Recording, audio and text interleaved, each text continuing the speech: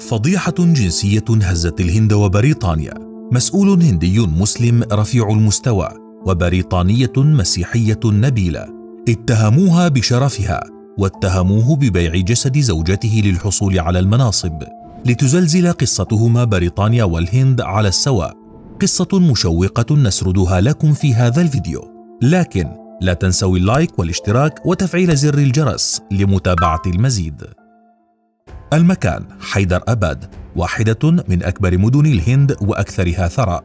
الزمان: عام 1892 في عهد الاحتلال البريطاني للهند. زوجان تحديا تقاليد ذلك العصر الذي كان يمنع الزواج المختلط. الهندي النبيل المسلم مهدي حسن، وزوجته المسيحية هندية المولد بريطانية الأصل إيلين جيرترود دينيلي.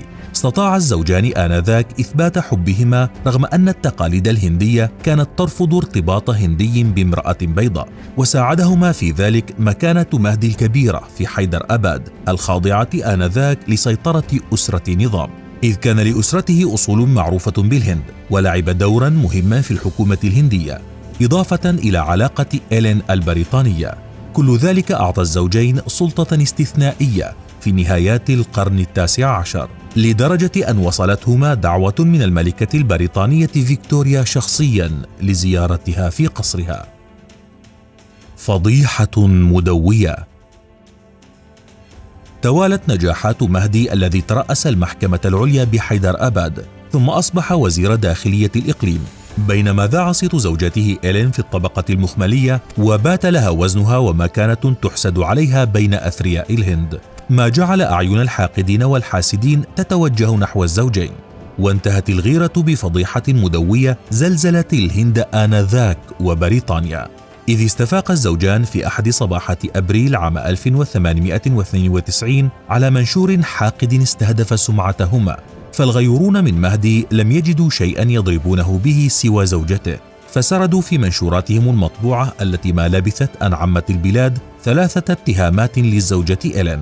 ادعى الاتهام الأول أن السيدة البريطانية كانت بائعة هوى قبل زواجها من مهدي، وذهب إلى أبعد من ذلك، إذ قال إن أصحاب المنشور أقاموا علاقات جنسية مع إيلين.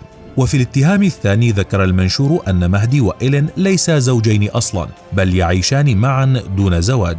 والاتهام الأخير والذي كان الأبشع والأدهى قال إن مهدي وصل إلى ما وصل إليه من منصب ومكانة ببيعه جسد زوجته لأعضاء بارزين في حكومة حيدر أباد. المنشورات كانت صادمة جدا وتخطت كل الحدود.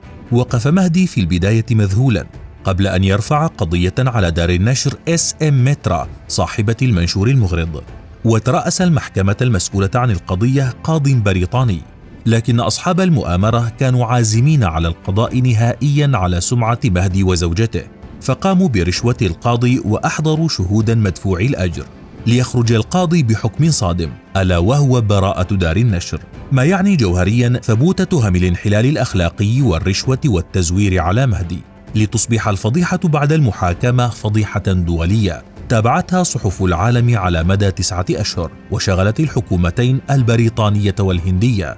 فلم يكن بيد مهدي أن يفعل شيئا إلا الهرب بزوجته بعيدا ليستقل القطار إلى مدينة لوكنو مسقط رأسيهما. حقد مرير.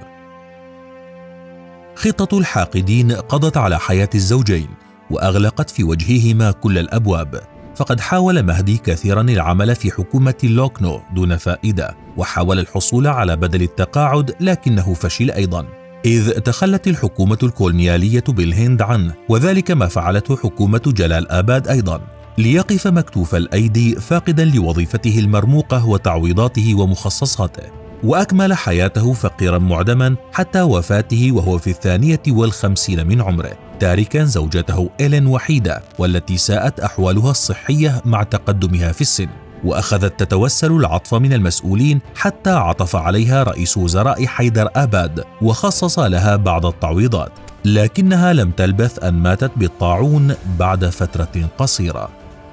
شكلت المنشورات التي عمت الهند ووصلت بريطانيا في تلك الفترة أكبر فضيحة جنسية في ذلك الوقت، وما يزال التاريخ الهندي يذكر حتى الآن قصة زوجين تحديا الثقافة الهندية في عصرهما، فدفعا ثمن زواجهما غاليا. فما رأيك بقصة مهدي وإيلين؟ وهل يستحقان ما حدث لهما؟